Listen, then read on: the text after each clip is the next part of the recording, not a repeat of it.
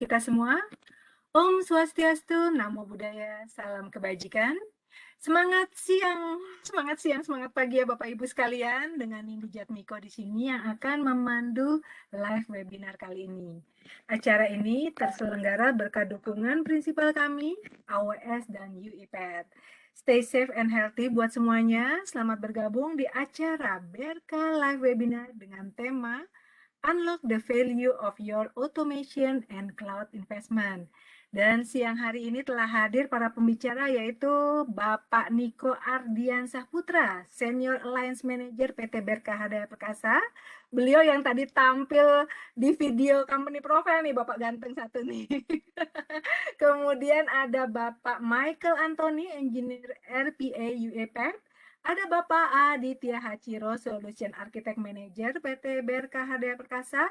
Ada Bapak Albert Lay, Senior Partner Development Manager AWS Indonesia, serta rekan-rekan dari tim panelis, pre-sales, product manager, dan juga marketing.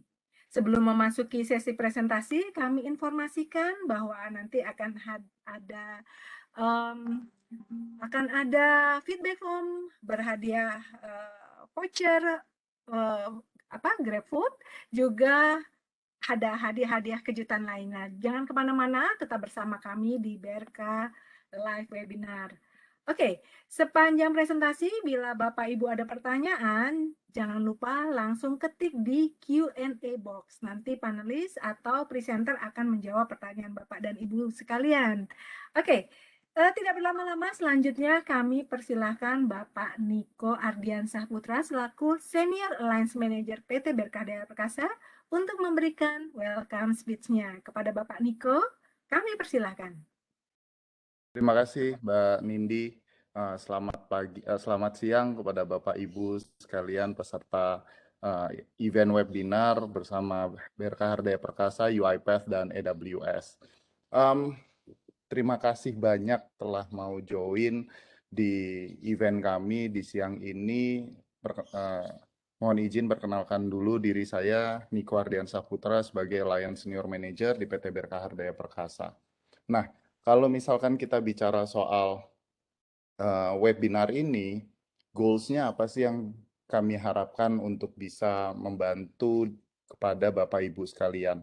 Jadi kita sama-sama tahu kita masih dalam kondisi pandemik ya, bahkan sekarang sudah mulai ramai dibicarakan soal terkait dengan hybrid working space gitu ya, ada yang WFO, ada yang WFH. Nah, dengan kondisi tersebut, kita sama-sama tahu bahwasannya mau tidak mau kita harus percepat yang namanya digital transformation. Nah, ketika bicara digital transformation, banyak hal teknis yang harus kita lakukan. Tapi poin besarnya bukan di sana. Yang paling penting adalah bagaimana merubah habit dari user di company kita.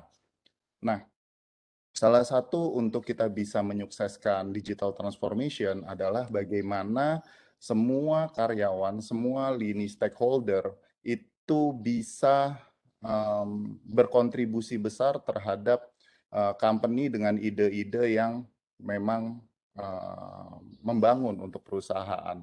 Nah, namun sayangnya kalau kita lihat saat ini customer atau stakeholder kita itu masih banyak yang terjebak dengan pekerjaan rutinitas. Nah, untuk kita bisa membantu stakeholder untuk mereka bisa berkontribusi, maka kita harus bisa menyediakan waktu luang untuk mereka. Tidak hanya stakeholder dari sisi user, tapi juga dari tim IT. Nah, ada dua cara yang bisa kita lakukan. Yang pertama adalah dengan melakukan mengotomatisasi pekerjaan dari stakeholder kita. Dengan pekerjaan mereka yang rutinitas tadi kita bisa lakukan otomatisasi, maka mereka akan punya waktu luang untuk berinovasi dan berkontribusi terhadap perusahaan. Itu di satu sisi di stakeholder user. Lalu bagaimana di sisi tim IT? Sama, di tim IT itu yang masih sering kita temukan adalah kita tim IT masih sibuk dengan yang namanya pekerjaan rutin operasional. Salah satunya adalah dari sisi data center, bagaimana kita memanage operation data center kita. Nah, untuk hal tersebut, maka kita bisa memberikan solusi dengan yang namanya public cloud.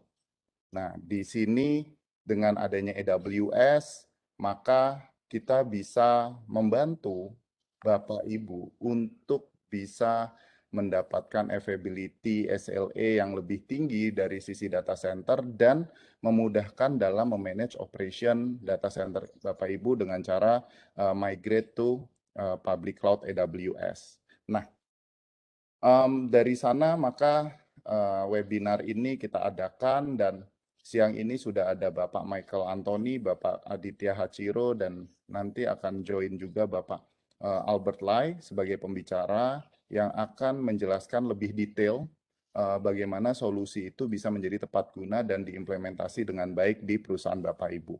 Saya tidak berpanjang lebar lagi. Terima kasih, sekali lagi terima kasih atas kehadirannya. Selamat menikmati webinar kami dan semoga dari event webinar ini ada ilmu dan knowledge yang bisa di-bring ke company karena kita sama-sama tahu ini akhir tahun, kita perlu new inisiatif juga untuk company di next year 2022 dan semoga perusahaan Bapak Ibu semua semakin maju dan sukses. Dari saya sekian, terima kasih. Wassalamualaikum warahmatullahi wabarakatuh. Selamat siang. Terima kasih Mbak Nindi, saya kembalikan ke Mbak Nindi. Thank you. Oke, terima kasih Bapak Niko Ardiansah Putra. Tepuk tangan dulu ya.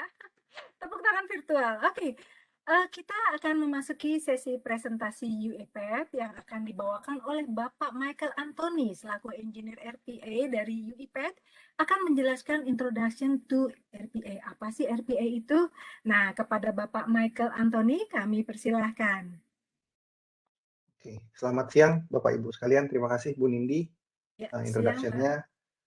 Sebelumnya saya mohon izin, sorry koneksi saya ada sedikit goyang, jadi mungkin saya matikan kamera karena nanti kalau nyala kamera sama share screen takutnya suaranya goyang. Oke, Saya nggak izin apa-apa. matikan Silakan. kamera ya Ibu. Oke, Ya, baik. selamat siang Bapak Ibu sekalian. Terima kasih waktunya. Selamat datang di webinar kita bersama-sama dengan BRK.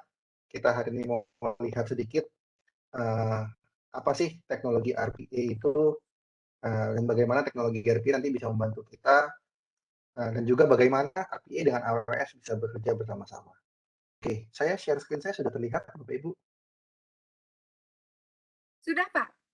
Sudah Sudah ya. jelas. Terima kasih Bu Nindi. Oke, Oke. biar nggak makan waktu banyak, saya langsung mulai aja Bapak Ibu.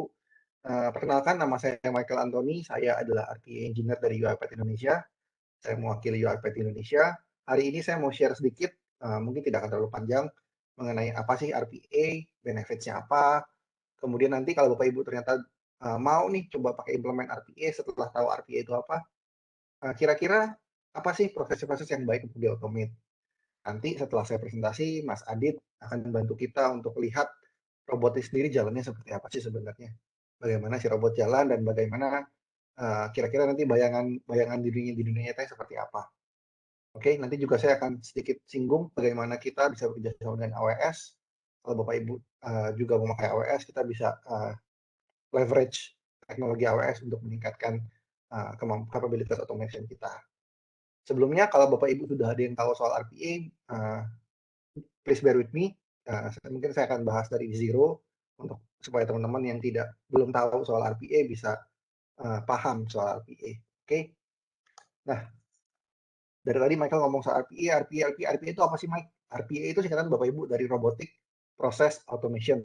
Tapi Bapak Ibu jangan terfokus pada kata-kata robotiknya, terfokuslah pada kata-kata proses automation-nya. Jadi bentukannya bukan robot seperti fisik yang ada tangannya, yang ada kakinya Bapak Ibu ya, tapi lebih ke arah software. Nah, di mana software-nya ini tujuannya adalah kita mau mengautomate atau mengotomasi proses-proses yang ada di perusahaan Bapak Ibu sekalian. Caranya seperti apa, Mike? Si robot ini atau si software ini bisa mengotomasi proses tadi. Caranya Bapak Ibu dengan ngikutin bagaimana manusia bekerja. Jadi kalau bahasanya kayak memimik lah Bapak Ibu. Ikutin, benar-benar ngikutin. Seumpama nih, setiap hari saya harus buka Firefox, saya mesti buka Salesforce, saya mesti buka SAP, kemudian saya mesti input data ke sistem-sistem tersebut. Ya kan ada step-stepnya Bapak Ibu ya. Ada buka Firefox dulu, buka websitenya, kemudian login, masukkan username, masukkan password, klik login, dan seterusnya. Jadi step-step seperti itu yang nanti akan diikuti oleh robot. Robot juga akan lakukan hal yang sama Bapak Ibu yang saya lakukan. Robot juga akan buka Firefox, robot juga akan buka websitenya, robot juga akan masukkan username dan passwordnya, exactly the same seperti saya. Oke, nah setelah robot kita tahu, oke, RPA artinya robot yang memimik kerjaannya manusia, jadi benar-benar diikutin nih. Terus tugasnya apa sebenarnya? Tugasnya adalah kita mau membantu Bapak Ibu mengerjakan pekerjaan-pekerjaan atau proses-proses yang repetitif, kita nyebutnya. Maksudnya apa, Mike, repetitif? Maksudnya pekerjaan yang berulang-ulang Bapak Ibu, yang gitu-gitu terus, yang nggak banyak variasinya. Contoh biasanya data entry, atau mungkin kalau di finance bank rekonsiliasi. Nah, rekon bank itu kan juga sebenarnya begitu-begitu aja. Ya kan ada aturan mainnya, ada step by step-nya. Kita tinggal ngulang aja setiap hari. Kita cuma ditambahin data baru nih. Data hari ini sama data kemarin ditambahin, dicocokin dengan rekening koran kemarin, cuma banyak rekening koran hari ini. Ya kan? Nah, robot juga sama. Jadi tugasnya robot adalah mengerjakan pekerjaan-pekerjaan seperti itu Bapak Ibu, biar Bapak Ibu nggak perlu ngerjain pekerjaan-pekerjaan yang repetitif tadi. Karena biasanya Bapak Ibu ya pekerjaan gitu makan waktu dan boring sekali. Instead of that, lebih baik manusia lakukan pekerjaan yang butuh judgmental call, yang butuh human judgment, butuh kita untuk menilai. Contoh, oh kalau transaksinya seperti ini, kita mesti seperti apa ya respons bisnisnya? Atau mungkin kalau customer-nya umur 20 nih, tawarinnya produk apa ya? Itu kan lebih mikir. Instead of kerjaan yang repetitif. Jadi tadi Bapak Ibu, kalau saya boleh rangkum ulang, RPA ini adalah software yang memimik apa yang manusia lakukan dan mengerjakan proses-proses yang biasanya repetitif, supaya manusia tidak perlu melakukan pekerjaan repetitif tadi. Oke Bapak Ibu, jadi tadi soal RPA, apa itu RPA, mudah-mudahan Bapak Ibu paham. Kemudian berikutnya, apa sih yang bisa dilakukan oleh si robot tadi? Oke Mike, dia memimik manusia lakukan. Karena tadi bisa login ke Firefox, bisa login ke SAP, terus bisa apa lagi Mike? Sebenarnya banyak ya Bapak Ibu ya kemampuannya si robot, mulai dari ngolah data, ngolah file, Bapak mau hapus file, Bapak Ibu mau pindahin file atau mau copy file, kemudian nulis atau membaca dari database di sini nggak mesti SQL Server ya Bapak Ibu, nggak mesti yang kompleks, yang simple juga bisa. Contoh Excel file juga bisa dipakai buat database, atau mungkin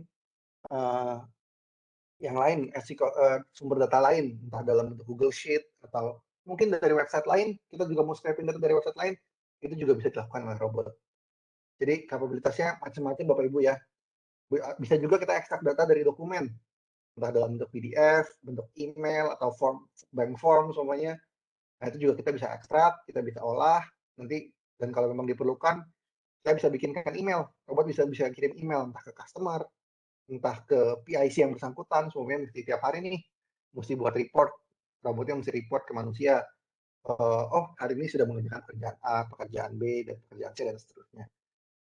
Oke, nah jadi macam-macam robot yang bisa dilakukan oleh robot. Sebenarnya kalau saya boleh ngomong Bapak Ibu, mungkin sekitar 95%, 97% yang bisa kita lakukan di komputer, robot juga bisa lakukan Bapak Ibu.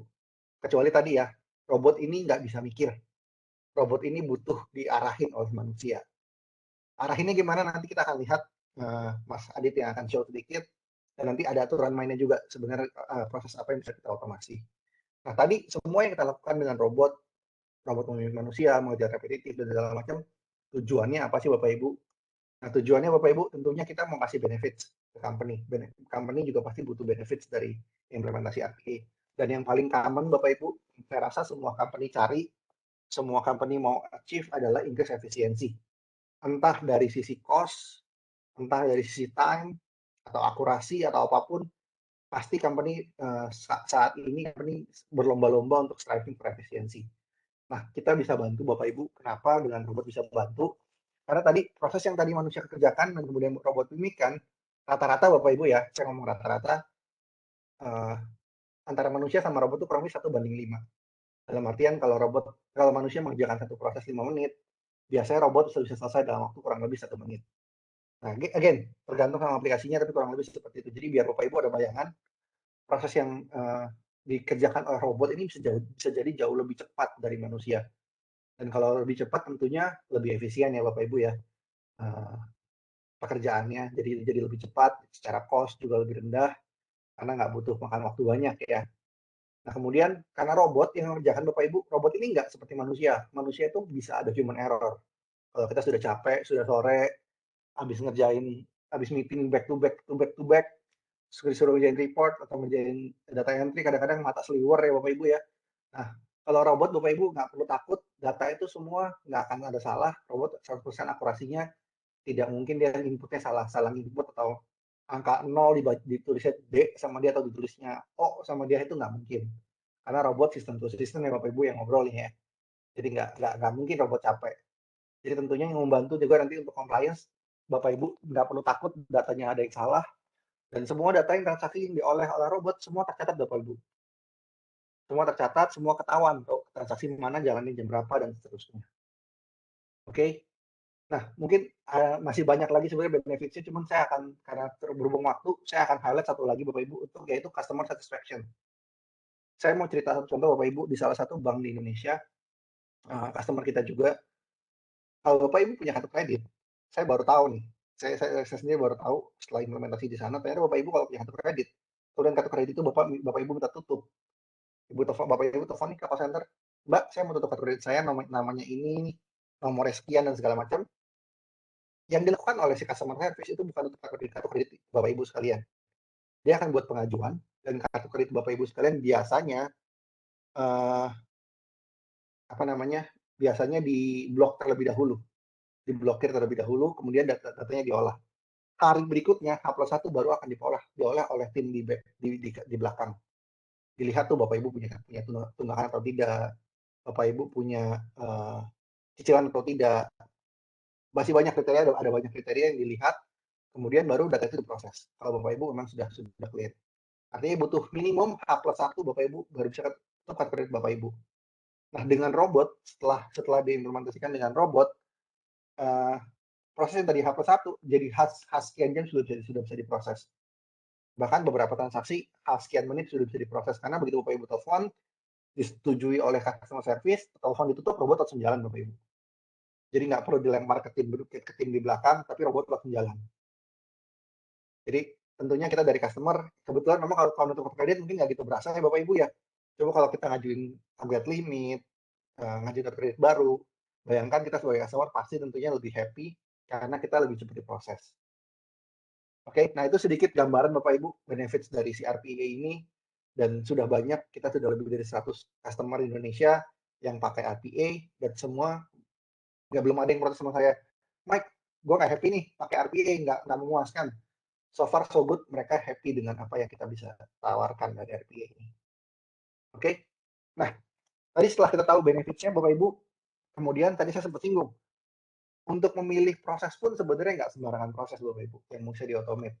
Jadi ada set of proses ya, ada set of rules yang mesti dipahami atau mesti dipenuhi oleh si proses tersebut untuk dianggap sebagai proses tersebut adalah proses yang baik. Yang pertama Bapak Ibu, prosesnya highly manual dan repetitif, tadi kita sudah bahas. Prosesnya harus repetitif, maksudnya apa Mike? Maksudnya kalau bisa berulang Bapak Ibu, entah itu setiap hari, 2 hari sekali, 3 hari sekali. Kalau prosesnya setahun sekali jalannya atau 2 tahun sekali, rasanya nanti dulu nih. Bisa aja kita automate, cuma nanti dulu. Gitu. Ditaruh di belakang dulu. Pilihlah proses yang repetitif terlebih dahulu. Kemudian Bapak Ibu, karena tadi saya bilang robot tidak bisa mikir Bapak Ibu, robot itu ngikutin jalannya itu, ngikutin rules yang kita kasih ke si robot, maka itu prosesnya harus rule based. Harus ada aturan mainnya. Oke, dan aturan mainnya kalau bisa lebih jelas, sudah jelas. Oh, kalau A maka B, terus kalau terjadi C, oh kita mesti ke Z atau yang lainnya lah. Kurang lebih seperti itu. Kemudian yang ketiga Bapak Ibu, low exception rate, kalau bisa transaksi yang dijalankan transaksi yang sudah stable, yang tidak terjadi banyak exception. Kenapa? Karena kalau transaksinya masih banyak exception Bapak Ibu, artinya ada SOP yang mesti diperbaiki terlebih dahulu.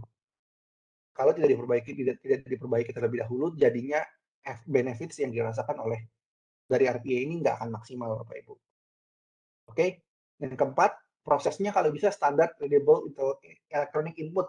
Kalau bisa Bapak Ibu, proses inputnya sudah dalam bentuk digital. Entah itu soft copy, PDF soft copy, atau Word, atau Excel, atau email, atau dari website lain, itu kan digital ya, kita bisa copy paste lah istilahnya. Kalau masih dalam bentuk kertas Bapak Ibu, masih dalam bentuk paper, maka kita perlu proses di depannya untuk lakukan OCR terlebih dahulu. Nah, itu biasanya akan sedikit lebih panjang, bukan nggak bisa, bisa aja Bapak Ibu, cuma prosesnya akan sedikit lebih panjang jadinya.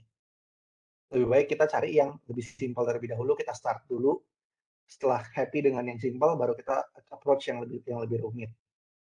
Oke? Nah, yang kelima Bapak Ibu, volumenya kalau bisa juga besar. Tadi selain repetitif, setiap hari jalan nih Mike, tapi sehari cuma sekali jalannya.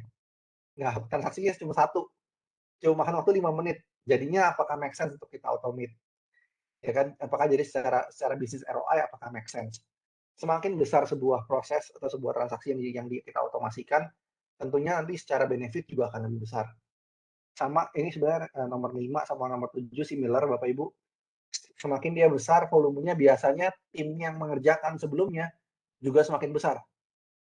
Nah, kalau pekerjaan yang besar tadi yang dikerjakan oleh banyak orang tadi kita bisa automatekan, orang-orang ini nih yang tadi ngerjain proses tadi bisa kita alih fungsikan Bapak Ibu, bisa kerjakan sesuatu yang lebih bermanfaat, yang lebih mikir, yang lebih butuh human judgment-nya. Seperti itu. Dan nomor berikutnya Bapak Ibu, nomor 6 dan nomor 8 ini juga similar sebenarnya. Prosesnya kalau bisa sudah mature. Dalam artian SOP-nya sudah jelas, kemudian sudah tidak berubah-berubah lagi, dan aplikasinya Bapak Ibu, aplikasi yang dipakai, contoh mungkin Bapak Ibu pakai SAP, dalam waktu dekat tidak berencana diganti. Siapa tahu Bapak Ibu sekarang masih pakai SAP, terus rencana 3 bulan lagi ganti ke SAP, S/4HANA. Nah, kalau itu mendingan di hold dulu Bapak Ibu automation-nya, nanti setelah ganti S/4HANA baru kita lakukan otomasi. Kenapa Mike? Karena kalau enggak kita baru kembangin di SAP yang lama dimatikan, S/4HANA mesti kita lakukan change request lagi, mesti kita lakukan adjustment lagi. Jadinya double Bapak Ibu effortnya. Oke, jadi ini Bapak Ibu 8 kriteria, 8 syarat lah yang kita taruh kalau Bapak Ibu mau mengotomasi sebuah proses. Kalau semakin banyak kriteria yang masuk di 8 ini, biasanya prosesnya akan semakin lebih baik untuk di-automate. Oke? Bukan berarti harus 8-8-nya ya Bapak Ibu, enggak juga. Kalau memang ada yang tidak 8-8, tidak ada yang tidak memenuhi, enggak apa-apa juga, kita bisa lihat, kita tetap bisa visit apakah baik untuk di-automate atau tidak. Oke? Nah, berikutnya Bapak Ibu, dari tadi saya ngomong soal RPA, produknya sendiri Bapak Ibu, karena saya dari UiPath, jadi saya mesti introduce produk kita Bapak Ibu. Secara produk sendiri UiPath Platform punya 3 komponen Bapak Ibu. Kita punya studio. Studio ini nanti untuk mengembangkan prosesnya, Mas Adit akan ngasih lihat kita nanti studio seperti apa. Kemudian orchestrator ini untuk melakukan scheduling. Kapan robotnya harus jalan, ya kan, proses apa yang harus dijalankan, robot mana yang harus jalan.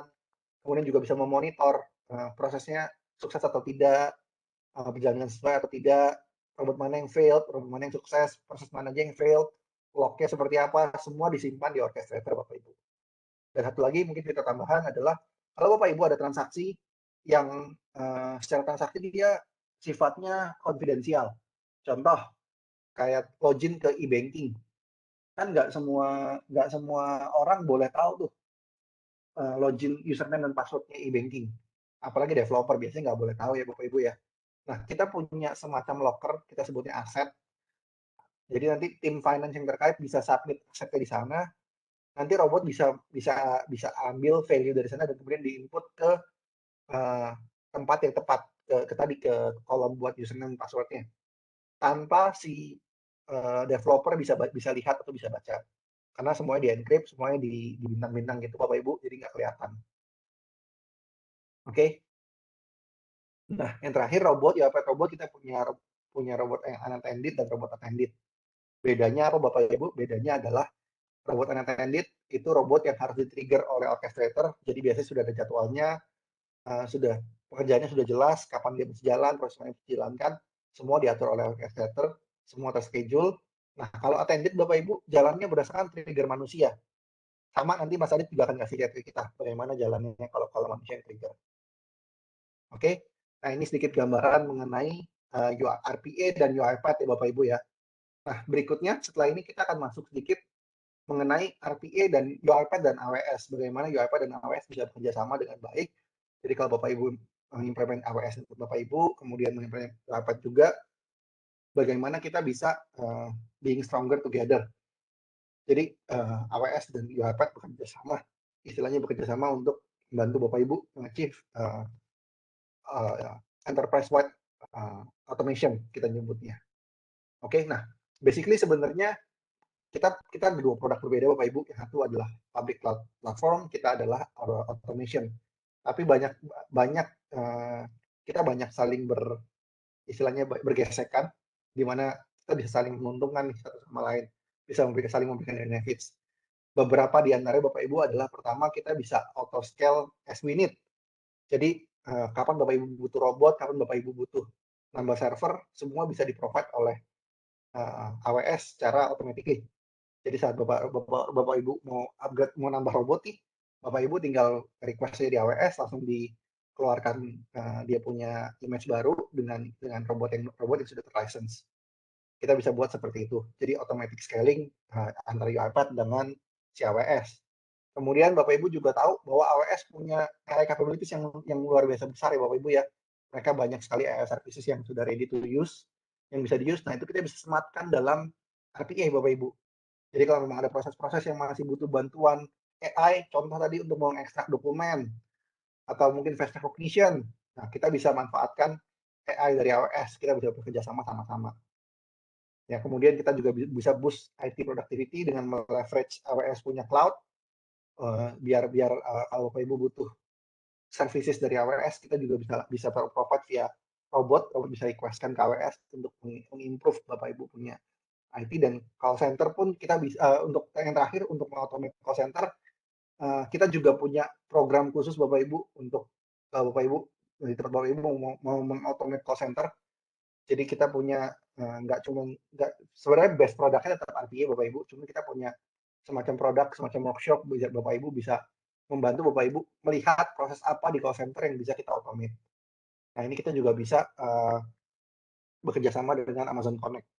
Amazon Connect-nya AWS. Oke. Nah, tadi yang saya bilang kita punya fitur auto deployment, rapid deployment atau scaling dari AWS. Jadi kalau nanti butuh EC2 sebagai image-nya yang mau kita implementkan robot, bisa langsung di-provide oleh AWS. Oke. Saya rasa ini cukup straightforward. Nah, ini kemudian AWS tadi saya bilang punya begitu banyak fitur AI yang bisa kita manfaatkan.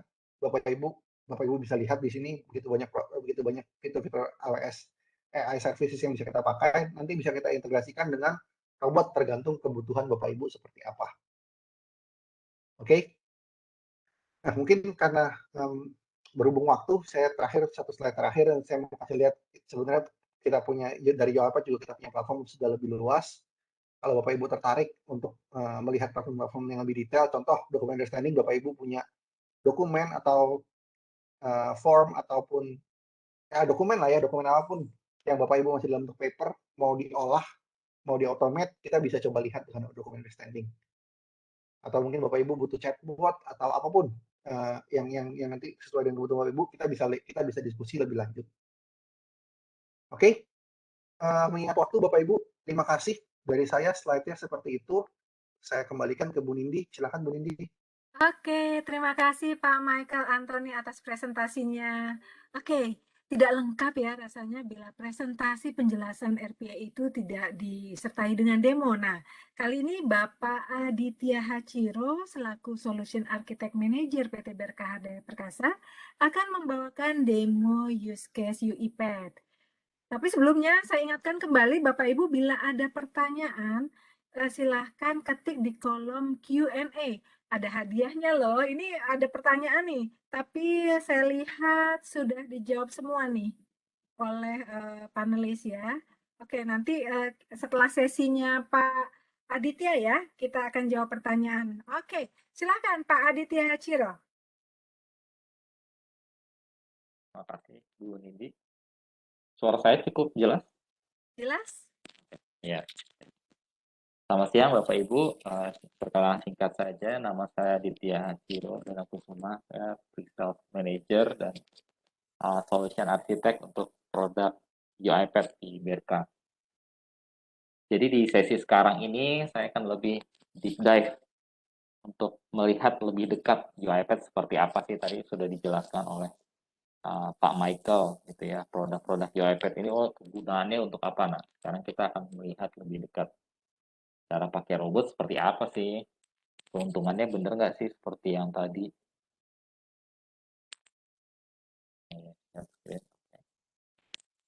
Apakah terlihat screen saya? Ya, sudah terlihat? Saya mohon izin untuk mematikan video ya supaya tidak lagging. Oke, baik. Silakan. Nah, tadi kalau sempat saya flashback, Pak Michael ada satu slide yang menyatakan basicnya UiPath itu ada 3 komponen. Satu UiPath Studio, kemudian UiPath Robot, dan UiPath Orchestrator. Oke. Saya akan deep dive mengenai ketiganya. Jadi, ini yang Bapak Ibu lihat adalah UiPath Studio. UiPath Studio ini tempat untuk developer, tools untuk developer dia melakukan development RPA. Nah, apa sih yang menjadi kelebihannya UiPath? Nah, kalau Bapak Ibu lihat di sini di sebelah kiri saya ini ada nama activity. Jadi di UiPath ini very less code gitu ya. Artinya semua kita tinggal drag and drop untuk melakukan automation. Atau kalau kita mau lihat, nah ini banyak nih, ada mouse, klik, type, itu kita tinggal tarik, nah, drag and drop aja gitu ya. Kalau lihat tipikal UiPath seperti itu. Jadi kemudahan yang bisa didapatkan. Jadi sekarang kalau ada di tempat Bapak Ibu yang mau melakukan development, dia hanya ngerti proses, dia nggak punya background technical, background sebagai IT. Nah, dia bisa coba UiPath dan sangat mudah untuk digunakan gitu. Contoh kita lihat ini, nah ini tinggal tarik aja untuk pakai email. Jadi macam-macam di sini. Ada 300 plus activity. Nah, lihat kalau di sini email mau kita tarik dari Outlook, pakai SMTP, ada Excel activity gitu ya untuk mengautomate Excel gitu. Excel ini paling, dari pengalaman kami ini paling banyak orang melakukan automation di Excel. Nah, UiPath sudah menyediakan activity yang komprehensif. Udah tinggal drag and drop. Nah, apa yang terjadi andai kata, di activity ini saya kurang nih. Saya ada case, misalkan contoh kita mau mendownload dari SharePoint. Ada nggak sih activity? Nah, di UiPath itu kita menyediakan package-package yang di-develop oleh UiPath maupun oleh marketplace. Nah, jadi ini package-package yang kita bisa cari gitu ya. Ada macam-macam yang mengerjakan. Jadi community UiPath-nya cukup luas. Jadi kalau kita cari, ini kebetulan sinyal saya. Nah, oke. Nah, ini contohnya kalau saya search by UiPath gitu ya. Nah, macam-macam ini munculnya. Jadi tinggal tergantung Bapak Ibu butuh apa. Misalkan kepikiran apa, bisa cek di marketplace-nya UiPath atau cek di manage package-nya di sini di UiPath. Jadi contoh, saya mau activity, mau automate SharePoint, mau download, upload file. Nah, ini ada nih orang bikin activity-nya, tinggal kita pakai, kita install. Dan once terinstall, udah nanti bentuknya activity sebelah kiri ini. Jadi banyak sekali kemudahannya, termasuk dia punya recording juga. Kalau misalkan untuk awal-awal biasanya customer kita bingung, saya bingung nih cara pakainya. Nah, ini kita tinggal recording aja. Sebenarnya kita di UiPath punya capability mulai dari klik, type. Nah, nih, jadi nanti based on recording kita, code-nya jadi gitu ya. Nah, itu kemudahan seperti itu yang bisa didapatkan dengan adanya UiPath. Ini saya punya contoh, mungkin quickly saya show gitu ya, kayak misalkan kita open browser. Nah, ini udah semua pakai activity nih, nggak ada coding di sini, nggak ada scripting. Semua by activity, drag and drop, very convenient. Nah, saya mau coba demokan satu automation ya. Jadi kita punya case seperti ini. Nah, kita punya data nih yang kita mau Biasanya kalau orang dia download dari email, dia download Excel. Nah, Excel data-data ini harus diinput gitu ya. Kita punya aplikasi.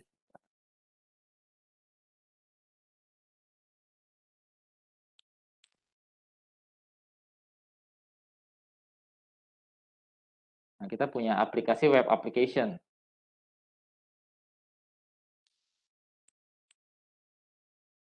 Screen saya masih jelas ya? Yang ngecek aja. Jelas, Oke. jelas ya. Dari tadi Ari emang harus pindah-pindah screen. Nah, ini kita punya web application ini yang cukup unik gitu ya. Waktu developernya mendevelop memang dia dynamic. Jadi field ini pindah nih kalau perhatikan first name, gitu diklik. Nah, dia posisi layoutnya bisa pindah. Nah, saya akan demokan bagaimana UiPath dengan mudah mengenal ini dan dia bisa melakukan automation dengan akurat. Oke. Jadi di sini UiPath mulai ngecek dari email, mendownload, terus kemudian dia melakukan data input. Nah, ini ada tampilan, ini namanya UiPath Robot. Tadi kalau Pak Michael sempat singgung UiPath Attended Robot ya. Jadi kita harus mengklik. Nah, ini proses-proses apa aja yang kita udah develop dan kita deploy. Ini kita bisa dilihat sini, tinggal kita running. Jadi kalau user atau user yang hanya mengakses robot, dia nggak perlu buka studio. Nah, contoh kita jalankan tadi API challenge.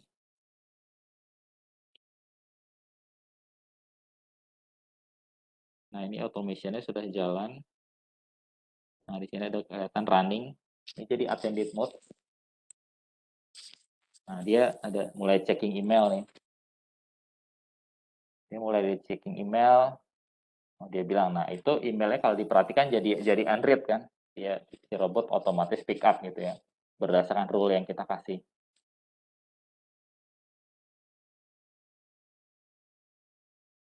Jadi dia buka Excel-nya, oh, lihat dia mengidentify.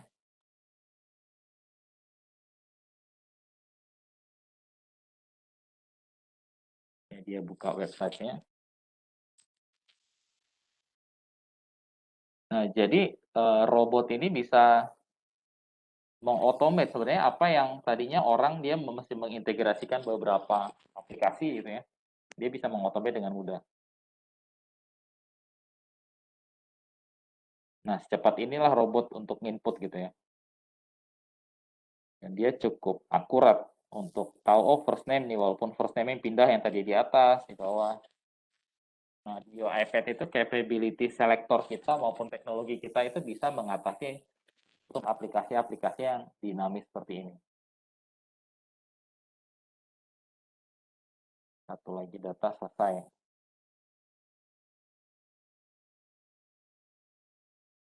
Oke. Kita nanti bisa put juga secara otomatis untuk tutup browser. Oke, sudah selesai. Nah, jadi itu kalau kita udah melakukan development, kita deploy as package, kita cara runningnya dari robot. Nah, saya akan tunjukkan satu lagi.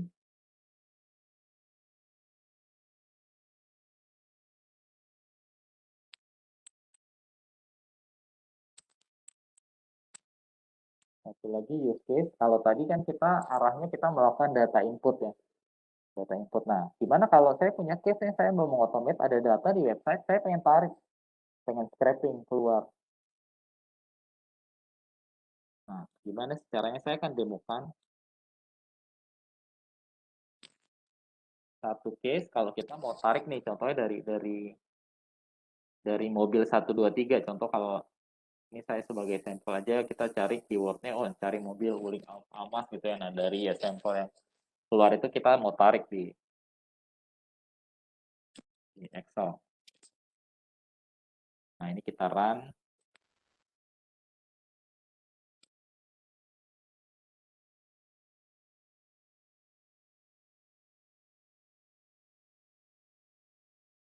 Mulai buka webnya. Jadi UiPath punya flexibility gitu. Dia untuk mengautomate web application, desktop application, even yang kelasnya SAP ya. Kalau di RPA itu yang paling kompleks untuk di-handle itu biasanya SAP automation, karena dia punya komponen khusus. Nah, even dengan seperti itu, UiPath can easily automate gitu ya, baik narik data, scraping, maupun melakukan data input. Dia lagi jalan, dia akan otomatis. Jadi kalau ada next, dia next juga gitu ya. Jadi se-intelligent seperti itu kalau kita punya case-case, saya punya web CRM gitu ya. Kadang-kadang user bikin report dari web CRM yang bentuknya table. Nah, itu kita bisa tarik dengan UiPath. Kalau orang kan dia harus copy satu-satu ya. Nah, dengan UiPath kita tarik, everything kita ekstrak. Jadi typical layout, web layout yang seperti ini, yang dia bentuknya table, data grid, kita bisa tarik dengan mudah. Yaitu dia kemudian tulis ke Excel gitu ya.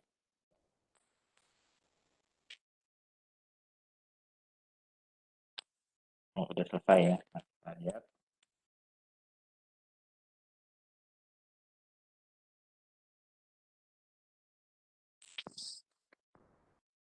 Nanti dia tulis ke sini ya, 241 nih.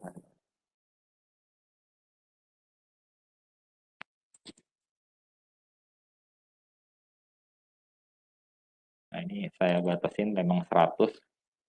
Saya nggak. Nah, ini jadi dia bisa tarik apapun yang ada di web itu, dia bisa tarik. Dia bisa ekstrak. Jadi kan untuk tarik 100 data cukup cepat ya cara performa.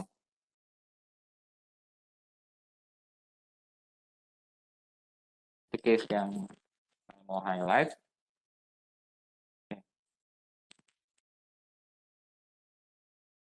Nah, tadi Pak Michael juga sempat singgung ada namanya UiPath Orchestrator ya. Tadi kita udah lihat studio, kita udah lihat robot gitu ya. Nah, orkestrator ini tadi yang di tengah-tengah, dia ada 3 komponen. Orkestrator itu apa sih? Jadi orkestrator itu kita bisa bilang kayak mandornya lah ya. Kalau kita di dalam perusahaan kita punya banyak nih robotnya nih, lebih dari satu. Nah, itu best practice-nya kita manage dengan orkestrator. Dia jadi mandornya. Jadi semua robot yang ada itu kita register via orkestrator, baik secara license. Nah, ini kebetulan di orkestratornya cuma robot saja yang connect gitu ya. Nah, ini tampilan orkestrator. Jadi kita bisa lihat banyak informasi di sini. Kalau kita punya robot sudah lebih dari satu enterprise, kita banyak automation, kita pakai orkestratornya dimudahkan untuk melakukan monitoring. Nah, ini monitoring, lihat robot ada berapa sih? Kebetulan memang cuma satu ya. Dan kalau teman-teman punya banyak gitu nanti kelihatan di sini. Terus lihat juga nih, proses-prosesnya apa aja sih yang udah jalan. Oh, ada yang ini kalau lihat dari berapa jam, oh ini ada berapa job running, 5 successful. Kita bisa lihat nih performa robot kita. Kita punya prosesnya apa aja. Misalnya di orkestrator saya ada 5 proses ini. Oh dia udah, oh ini successful running berapa, dia punya average-nya dia hitungin juga. Gitu. Jadi monitoring sini banyak di UiPath Orchestrator ini. Semua robot yang nempel di orkestrator ini dia akan monitor. Nah, tadi sempat juga Pak Michael singgung namanya aset ya. Kalau contoh kita punya kredensial login ke aplikasi tertentu, contoh mau SAP atau kayak tadi internet banking misalkan. Nah, itu kita cukup manage di satu tempat di aset di sini. Jadi user-user yang berkepentingan aja, mungkin user finance yang punya kredensial dia tinggal isi aja di sini dan developer nggak bisa lihat. Developer tinggal ambil value-nya aja tanpa mengetahui apa yang jadi isinya. Nah, ini aset. Jadi aset ini bisa simpan kredensial atau kita mau punya parameter global yang kita set untuk semua robot. Itu dimungkinkan untuk kita manage di satu tempat sebagai aset.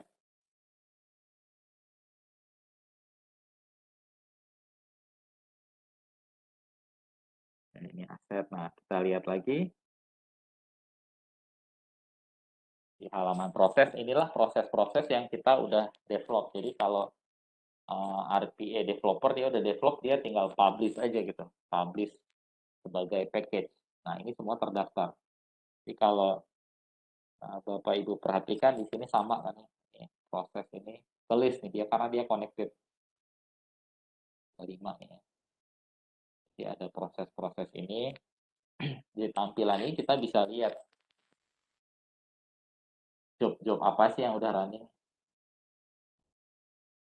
Nah, ini mungkin satu proses bisa running beberapa kali satu hari ya. Ini lihat statusnya. Ya, dia running di robot mana aja. Kita bisa lihat dan ini kita bisa juga lihat lognya gitu ya. Jadi orkestratornya menyediakan kemudahan kalau kita punya multiple proses, kita lihat log itu di satu tempat aja. Jadi nggak perlu lagi ke masing-masing robot. Dengan adanya orkestrator udah seperti single command center lah, where every information available. Nah, ini lognya untuk. Jadi secara log itu dia udah centralized.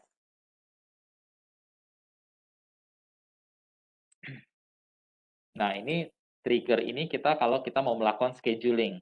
Tadi ada 2 jenis robot, attended dan unattended. Nah, unattended itu kita bisa schedule via orkestrator.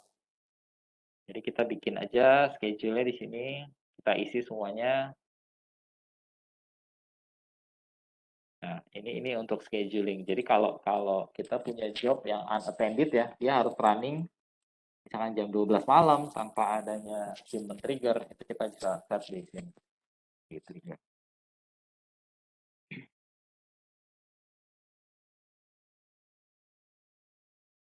Nah, sekilas tentang satu lagi saya mau show adalah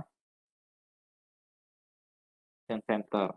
Jadi di UiPath juga disediakan satu namanya action center. Kalau kita mau melakukan collaboration antara robot, contoh robot melakukan pembacaan dokumen gitu ya, dokumen PDF. Nanti saya akan demokan komplitnya.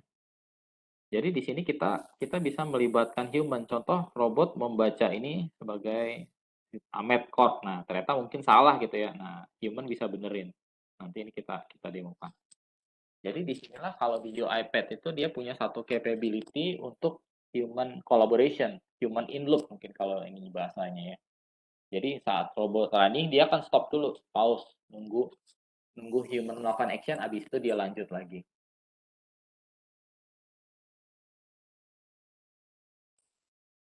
Saya akan coba demokan aja.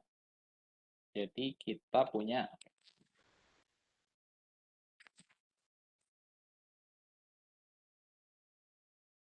invoice. Ini kelihatan ya PDF-nya. Jadi kita punya invoice seperti ini. Nanti yang kita udah set, robot akan melakukan pembacaan. Jadi ketika robot melakukan pembacaan, dia akan lempar ke action center. Di action center kita nanti di sini bertambah ya, ada satu entry lagi. Kita coba running. Jadi kalau di orkestrator kita bisa running via trigger atau via scheduler atau kita trigger manual. Start job gitu ya. Tanpa masuk ke robotnya. Nah, job ini sudah dilengkapi, kita punya argumen, kita pilih nih dokumennya yang mana sih? Kita baca. Oh, kita dokumen lain aja.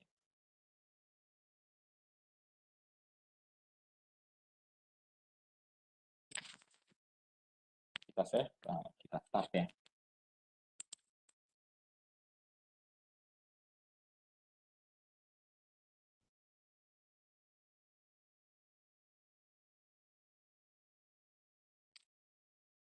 Kalau lihat di sini jobnya ada yang lagi running. Nah, ini dia lagi running statusnya yang tadi kita trigger. Dan lihat di robotnya juga ada nih. Prosesnya terdaftar dia sedang running. Nah, biasanya dilakukan admin, kalau dia mau monitor dia tinggal klik view log-nya aja. Jadi dia bisa tahu. Kita bisa put custom log juga.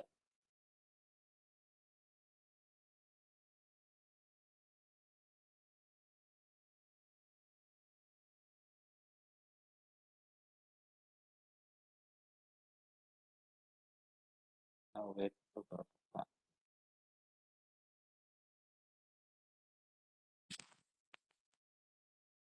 Karena share screen ya saya agak sedikit lebih lambat dari normal. Oke, run ya udah.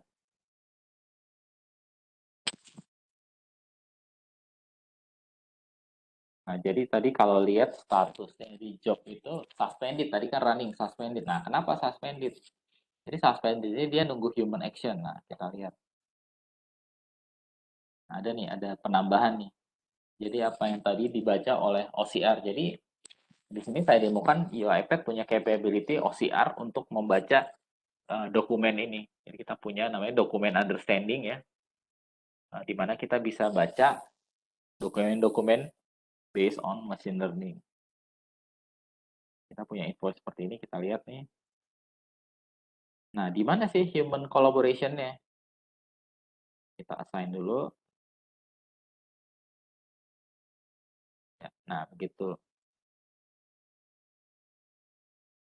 di di assign, ini masuk ke pending, berarti ini perlu human. Nah, kalau dilihat di sini, UiPath punya satu namanya validation station. Kita bisa memvalidate apa yang dilakukan robot, apa yang dibaca oleh robot. Atau di sini company Sid Ahmed Corp. Nah, kita anggaplah kita mau betulin gitu ya. Sid Ahmed Corp. Operation, kemudian kita save. Anggaplah kita satu pembetulan. Jadi semua kita bisa betulin kalau menurut kita, karena pembacaan OCR itu perlu human collaboration normalnya.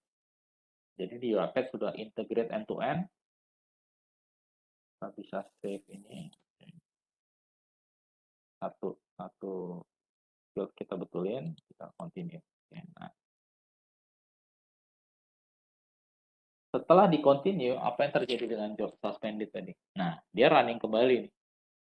Dia melakukan action. Jadi biasanya kita bisa desain setelah dia melakukan validasi, kita bisa nanti tulis ke Excel, tulis ke database, atau mungkin melakukan input ke aplikasi. Nah, ini dia running.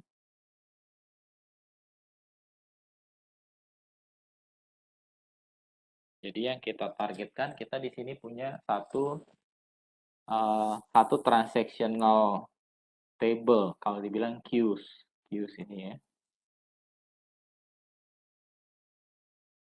Agak lambat refreshnya, oke.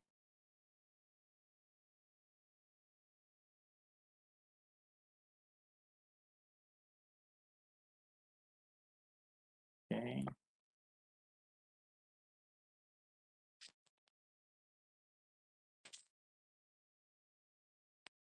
Nah, kemudian di job kami ini kita deploy setelah baca orchestrator, setelah baca action center, kita masukkan ke dalam satu transaction storage dengan queue. Nah, ini yang tadi kita betulkan invoice-nya. Jadi setelah kita melakukan validation action, human collaboration, kita yang bisa decide secara action robotnya akan melakukan apa. Di UiPath kita punya satu fitur untuk queue ini. Jadi kalau kita simpan transaksi ini di sini, nanti kalau ada multiple robot yang akan melakukan paralel transaction gitu ya, dia akan consume ini secara paralel. Nah, di UiPath kita punya queue. Nah, ini nanti ada queue-nya banyak, tinggal tergantung. Jadi di demo tadi kita put dari action center. Nah, ini udah nggak ada lagi, udah hilang nih dari pending, dari assign. Ada di completed. Ada di completed, ini udah selesai, dilakukan validation, robot melanjutkan sampai selesai. Jadi kurang lebih seperti ini. Maka 30 menit saya harus demokan gitu ya. Jadi secara end to end basic komponen UiPath beginilah cara kerjanya. Jadi ada robot, ada studio tempat developer, ada orkestrator mandor. Jadi dia yang put admin. Jadi di orkestrator kita bisa put nanti banyak folder gitu. Misalkan finance mau punya folder sendiri yang khusus buat job dia, kita bisa setup di sini. HR punya sendiri bisa. Jadi orkestrator ini sangat luas penggunaannya. Oke, mungkin dari saya demonya kurang lebih seperti itu.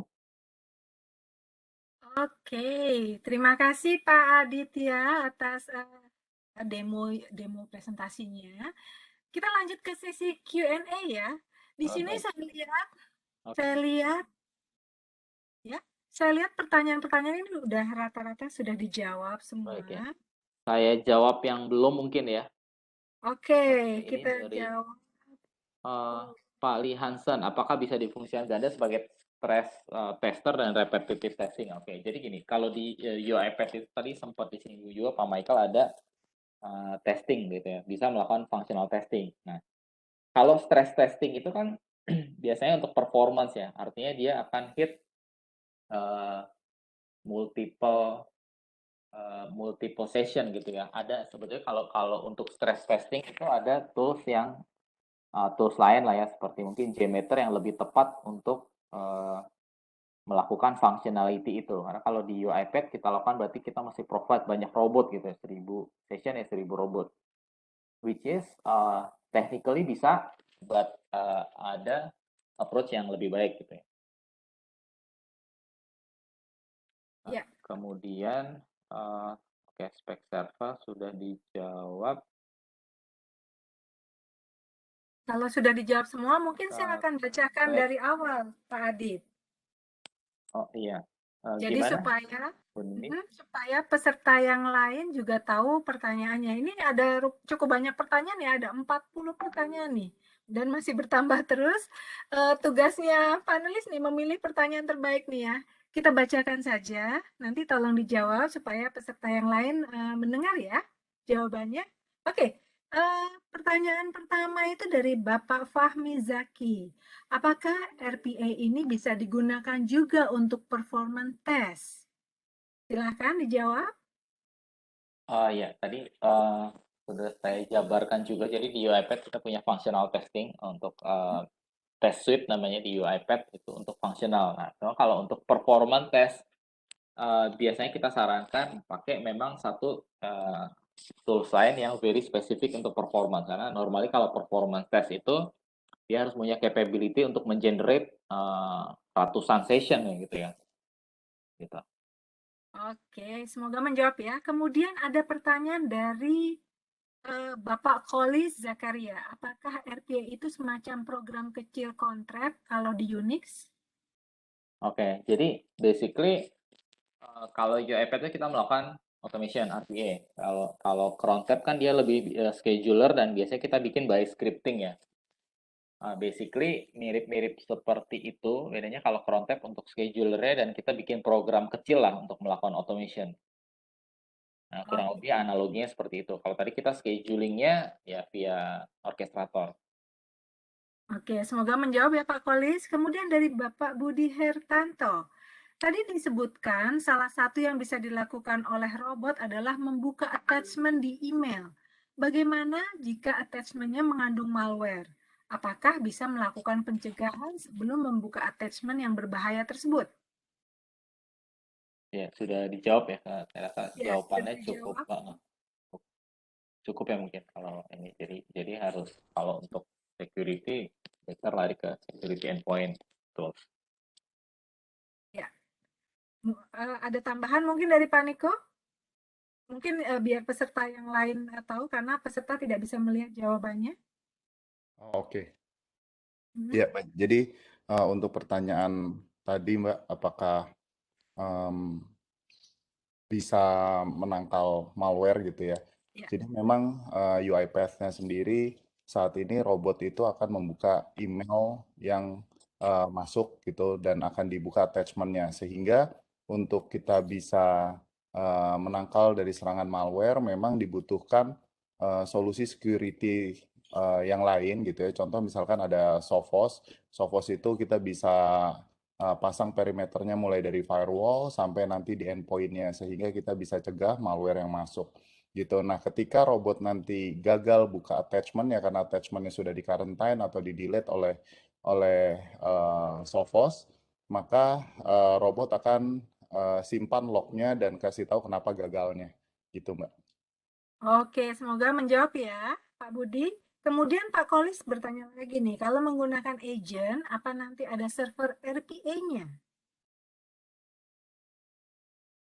Oke, jadi basically kalau typical implementasi RPA UiPath UiPath Studio itu diinstal di laptop atau workstation ya, PC-nya developer. Nah, kalau robot itu diinstal juga either di workstation atau bisa juga di VM gitu ya untuk melakukan pekerjaan automation-nya. Nah, kalau yang orkestrator ya tadi saya tunjukin Mandore itu biasanya yang butuh server dengan resource sedikit lebih besar karena dia memanage banyak robot gitu ya. Jadi bisa diinstal di on premise maksudnya bare metal ataupun VM gitu.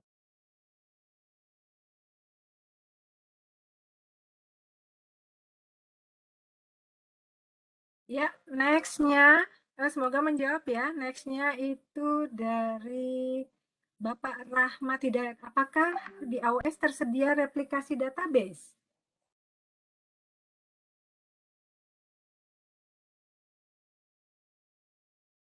Niko boleh dibantu. Pak Niko, bisa dibantu? Apakah di AWS tersedia replikasi database? Yes, di AWS memiliki fitur untuk kita bisa melakukan replikasi database. Tapi nanti ini perlu dilihat juga compatibility-nya dengan database yang customer miliki. Gitu, Mbak. Oke, Mungkin baik. bisa Semoga dijelaskan juga di sini udah ada Pak Albert. Mungkin Pak Albert juga bisa bantu jelaskan, Pak Albert dari AWS. Bagus bener loh.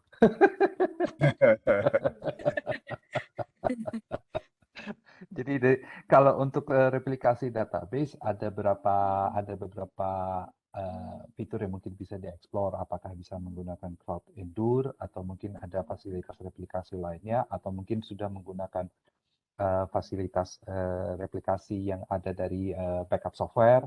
Jadi banyak sekali sebenarnya jalan yang bisa ditempuh, tinggal dilihat dari sisi apakah memang sesuai dengan kemauannya, dengan kemauan organisasi atau kebutuhan organisasi dari sisi RPO dan RTO-nya. Jadi itu nanti tergantung lagi diskusi lebih lanjut. Tetapi banyak sekali hal yang bisa dieksplor. Oke, oke, terima kasih Pak Albert. Baru masuk langsung ditodong ya Pak Albert ya. Oke, oke. Next-nya ini apakah artinya Sophos XDR ini akan melakukan karantina jika lampirannya bermasalah sehingga tidak bisa dibuka oleh robot? Mungkin ada yang bisa bantu? Saya bantu jawab sedikit ya. Jadi kalau dari sisi RPA itu dia basically tugasnya dia hanya melakukan automation sebatas apa yang biasanya dilakukan orang. Contoh kalau misalkan orang pakai Sophos gitu, gimana pun cara kerja begitu file terbuka, dia harus mengklik sesuatu, ini terkarantina attachment, nah dia melakukan klik itu. Nah, basically robot RPA dia akan mengemulat hal tersebut. Jadi mungkin robot kita bisa program jika muncul pop-up dari Sophos dan sebagainya gitu ya, security endpoint, lakukan action ini. Nah, yang dia lakukan RPA sebatas itu. Nah, Niko mungkin bisa ditambahkan? Pak Niko, mungkin bisa ditambahkan lagi? Nggak ada, Mbak. Cukup. Oke, baik. Kemudian Pak Brian Pretty, apakah sudah dijelaskan tentang license fee UiPath? Jika sudah, boleh diinfokan license-nya itu bersifat perpetual atau subscription? Siapa yang mau menjawab? Ya, ini oke, saya bantu jawab. Jadi license UiPath itu adalah basicnya adalah subscription base. Subscription base yang dihitung yearly per tahun. Nah, jadi mulai dari robot, developer, orchestrator itu license-nya subscription dan dibayarkan setiap tahun. Gitu, Mbak Nindi. Oke, semoga menjawab ya. Kemudian Pak Ria Marvin, apa spek server yang dibutuhkan untuk menjalankan robot? Ya, saya bantu jawab ya. Oke. Jadi secara high level, typically customer kita biasa kalau untuk studio atau robot itu running under Windows, normalnya kita starting dengan minimum RAM itu 8 GB dan core itu biasanya 2 core atau 4 core ya untuk development dan robot. Untuk orkestrator sedikit lebih besar, kita biasanya starting minimum itu 16 GB untuk RAM, kemudian core 4 core. Nah, di situ nanti terinstall untuk server orkestratornya, aplikasi orkestratornya maupun biasanya database ya. Jadi ada yang taruh under the same server. Nah, tadi ada saya lihat di panelist lain ada share link juga, mungkin nanti itu bisa di-share juga Bu Nindi. Oke, Untuk baik. hardware requirement. Ya, nanti pertanyaan-pertanyaan yang belum terjawab bisa diulang saat mengisi feedback form supaya nanti di follow up oleh tim kami ya Bapak Ibu sekalian. Kemudian dari Pak Andreas nih, untuk perusahaan trading, kira-kira UiPath untuk tahap awal diterapkan di bagian apa dulu untuk perusahaan trading? Mungkin saya bantu jawab ya Bu. Oke, baik Pak. Ya, Silakan. sebenarnya pada dasarnya hampir semua perusahaan kita bisa start dari financing dulu Bapak Ibu. Tergantung nanti di tim finance masing-masing, proses apa yang masih manual, proses apa yang bisa kita automate, kita lihat ke masing-masing perusahaan. Karena biasanya di perusahaan A bisa di-automate, belum di perusahaan B bisa di-automate. Masing-masing punya perusahaan pasti punya kriteria masing-masing. Cuman salah satu contoh yang paling common adalah rekonsiliasi. Rekonsiliasi transaksi itu paling common. Mungkin bisa dilihat dari sana dulu. Oke. Oke, semoga menjawab ya. Kemudian Pak Muhlisin, apakah RPA itu sama dengan teknologi AI? Yang membedakan apa? Terima kasih. Sama nggak RPA dengan AI? Ya, saya mungkin. bantu jawab dulu ya. Ya, Oke. go ahead. Jadi RPA dengan ya Michael mau jawab, Michael, maaf. Nggak apa, Adit aja. Nggak apa, lo jadi. Ya, siap. Ya, jadi basically RPA dan AI itu sesuatu yang berbeda gitu ya. RPA adalah robotic process automation di mana kita melakukan automation exactly sama persis dengan apa yang dilakukan orang itu dilakukan robot. Contohnya kita buka browser, buka email, buka Excel dan sebagainya sampai selesai gitu. Itu dilakukan oleh robot. Itu yang disebut dengan robotic process automation. Sementara AI adalah satu bidang ilmu atau bidang teknologi yang dia memanfaatkan satu pembelajaran secara machine learning. But ada linkingnya antara RPA. Jadi di UiPath itu kita bisa mengintegrasikan AI atau machine learning ke dalam RPA kita. Gitu. Jadi di UiPath sendiri sudah ada namanya AI Center, which is kita bisa integrate. Oke, semoga menjawab ya. Kemudian dari Pak Muhammad Sandi, untuk satu server bisa berjalan di berapa robot atau orkestra, Pak? Ada yang bisa jawab? Ya, pertanyaan mana Mbak Nindi agak putus tadi, maaf. Untuk server, apakah bisa berjalan di berapa robot atau orkestra? Oke, normally kalau orkestrator itu dia bisa, jadi orkestrator nanti mungkin dari Michael bisa menambahkan, orkestrator ada dua tipe, satu basic dan yang standar ya. Standar itu unlimited, jadi berapa banyak pun robot dan studio bisa di-connect.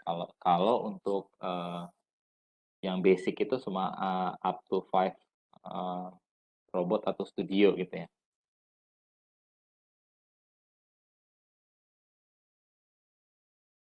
Halo, ya Bu Nindi. Oke, semoga menjawab ya. Kemudian dari Pak Yong, apa ini? Contoh yang didemokan menggunakan OS Windows, apa mendukung juga Linux OS? Terus yang kedua, dikatakan bahwa memproses email secara otomatis bila dilakukan pada bagian purchasing dengan berbagai format penawaran dari supplier, apakah juga memungkinkan? Bisa dijelaskan secara teknikal kah? Ya, mungkin saya bantu jawab ya Bu. Oke, baik. pada dasarnya saat ini kita masih based on Windows, Pak. Cuman memang untuk Linux kita ada roadmap, mudah-mudahan tahun depan bisa dirilis. Pak, tapi pada saat ini jujur aja belum dirilis. Jadi saat ini masih based on Windows, mobile pun belum bisa. Nah, kemudian untuk yang pertanyaan kedua, biasanya namanya kita ada automation, namanya kita melakukan automation nggak cuma email, sebenarnya automation apapun biasanya ada namanya standarisasi terlebih dahulu, standarisasi proses. Sama seperti email, kalau email memang ada harus mengautomate email, biasanya emailnya kita buat standar terlebih dahulu dulu nih. Kita tentu format tertentu yang bisa dipakai oleh banyak vendor supaya ada keseragaman lah antara email tersebut. Seperti itu. Oke, terima kasih Pak Antoni. Kemudian dari Pak Sigit, ini mungkin saya bacakan pertanyaan terakhir ya, karena waktu juga kita lanjut ke sesi berikutnya. Ini pertanyaan terakhir dari Sigit Prayogo.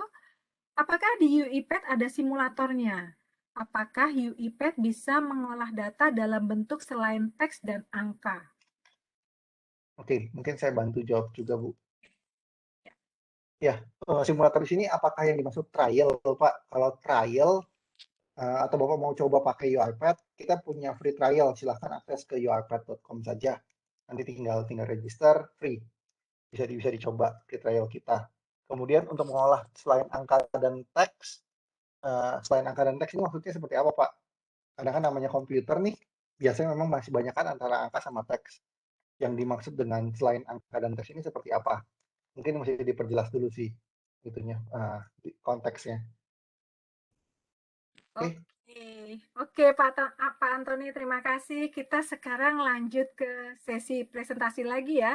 Pertanyaan-pertanyaan masih banyak banget, lebih dari 50 pertanyaan. Bapak Ibu yang pertanyaannya belum terjawab, bisa menulis di feedback form ya Pak, Bapak Ibu, supaya tim kami nanti follow up. Oke, selanjutnya presentasi akan dibawakan oleh Bapak Albert Lay selaku Senior Partner Development Manager AWS Indonesia, yang akan membawakan materi AWS ada untuk Indonesia. Silakan kepada Bapak Albert Lay.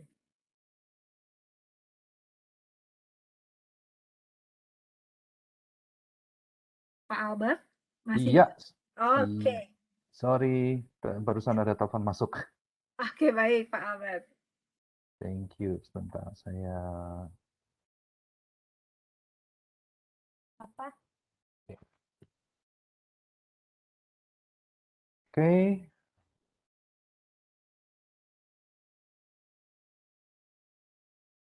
Slide saya sudah bisa kelihatan?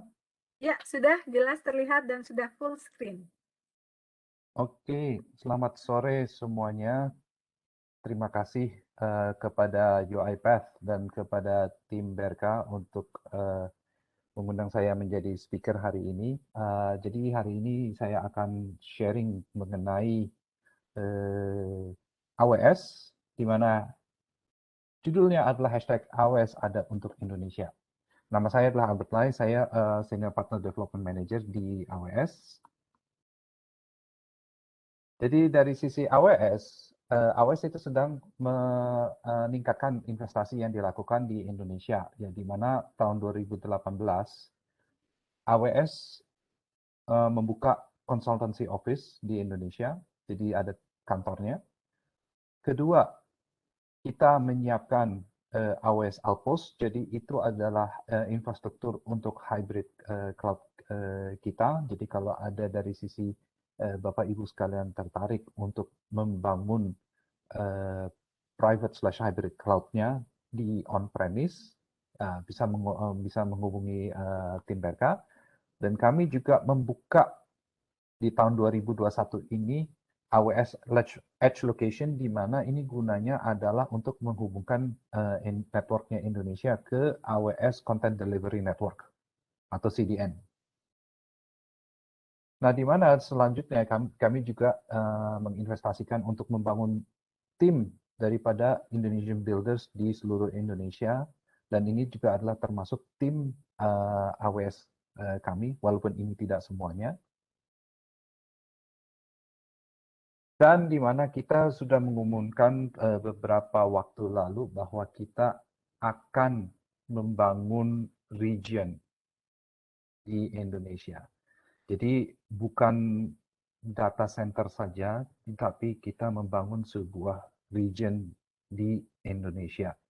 Nah, di mana ini akan menjadi bagian dari global infrastrukturnya AWS, di mana ada sekitar 25 region yang sudah di-launch dengan 81 availability zones, 230 POP, dan 108 koneksi direct connect location.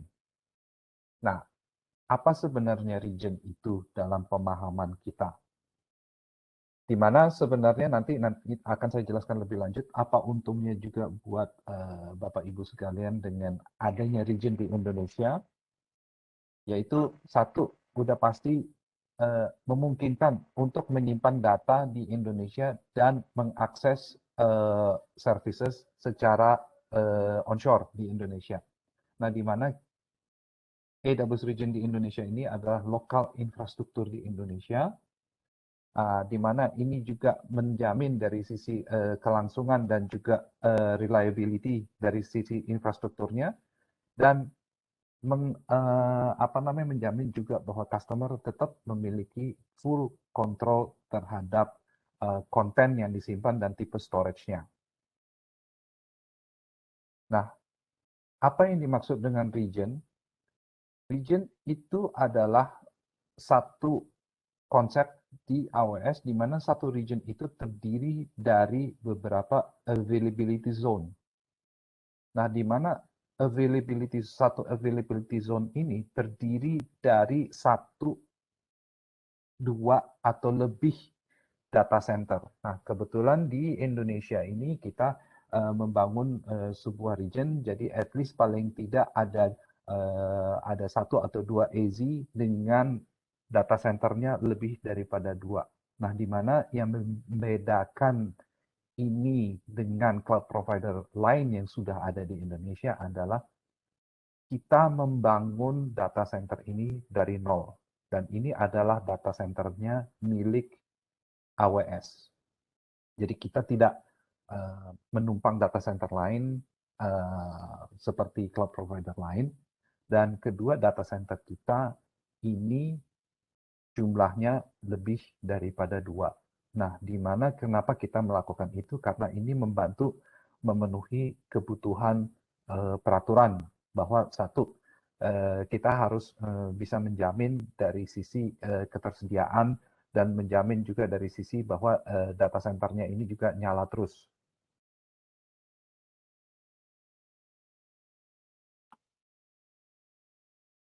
Nah, di mana selain daripada secara infrastruktur kita menjamin bahwa ini semuanya tetap aman dan tetap bisa jalan juga, tetapi juga dari sisi keamanan itu juga adalah tanggung jawab kita bersama. Jadi selain tanggung jawabnya AWS, tetapi juga adalah tanggung jawab dari sisi customer, di mana kita sebut ini sebagai shared responsibility model.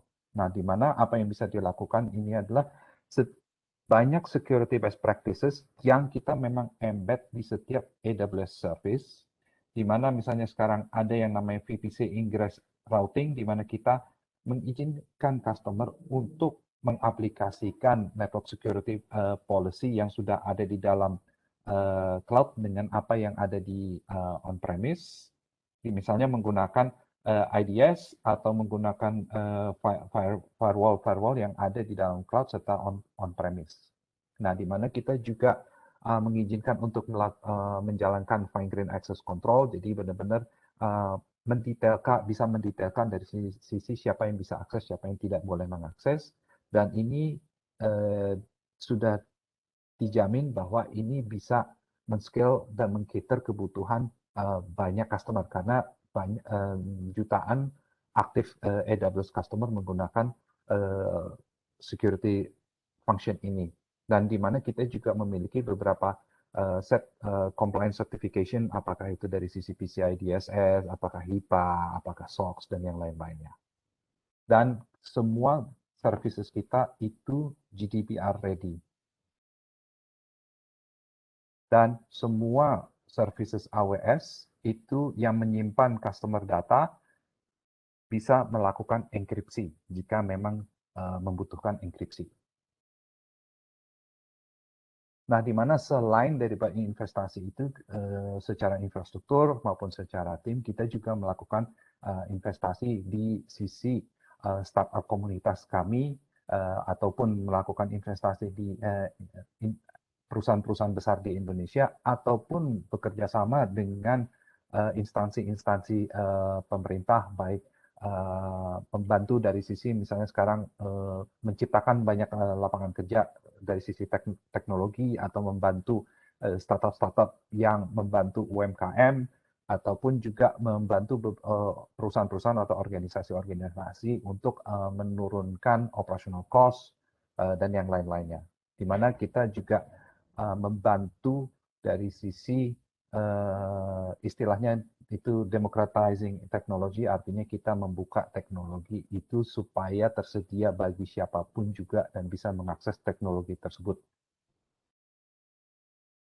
Nah, di mana di AWS sendiri ada beberapa diferensiasi daripada servicesnya yang basic, yang mendasar itu adalah compute, storage, network dan database, beserta juga kita juga menyiapkan atau menyediakan services untuk machine learning.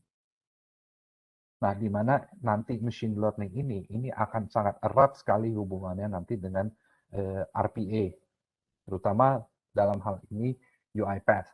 Kebetulan di AWS Marketplace itu sudah tersedia UiPath yang robot, dan juga sebenarnya untuk menunjukkan dari sisi kerjasama kita dengan UiPath itu banyak sekali website banyak sekali blog atau banyak sekali website di dalam atau artikel di dalam websitenya AWS untuk menunjukkan atau memberikan guide bagaimana cara mendeploy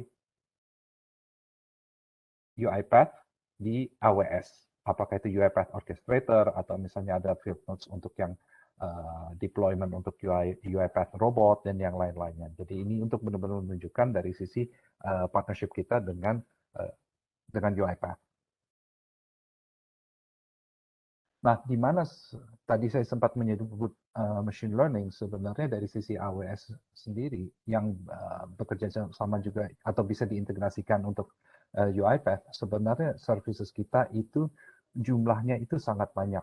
Dan kalau secara number itu ada sekitar 200 plus lebih services.